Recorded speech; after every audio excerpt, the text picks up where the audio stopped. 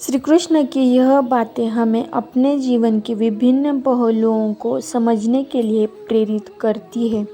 इस कथन से हमें यह ज्ञान मिलता है कि जब हम धोखा खाते हैं तो यह हमारे अनुभवों से सीख लेने और समझने का समय होता है। इसके बावजूद हमें इस जगत में पूरे भरोसे की भावना रखना चाहिए, क्योंकि यह जीवन का सत्य है।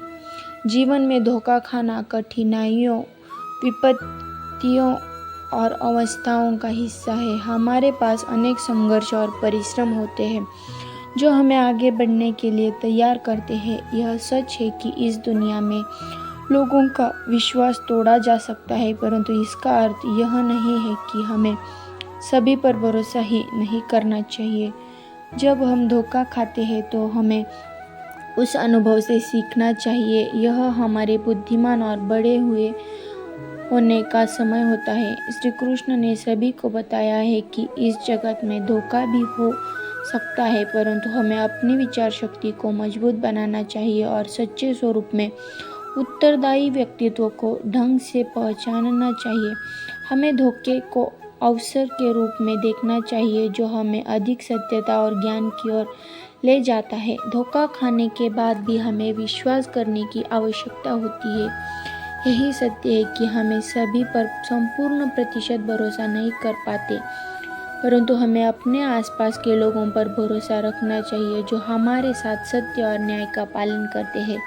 हमें अच्छी बुद्धिमत्ता के साथ अपने साथी और आपसी संबंधों को चुनना चाहिए ताकि हम सच्चे और दृढ़ रिश्तों का आनंद उठा सके। श्री कृष्ण ने समझाया है कि हमें सत्य को जानने के लिए अपनी अंतरात्मा का सामर्थ्य और उच्चतम ज्ञान का आदान करना चाहिए। जब हम अपने आप पर और परमात्मा पर पूर्ण विश्वास रखते हैं तो हम विपरीतताओं को पहचानने में समर्थ होते हैं और उनसे पाठ चला सकते हैं। हमें अपने मन को शुद्ध और सत्य से भरने का प्रयास करना चाहिए और अपनी आस्था को दृढ़ता से बनाए रखना चाहिए। धोखा खाने के बावजूद हमें विश्वास रखना चाहिए कि इस दुनिया में सत्य और न्याय की विजय होगी।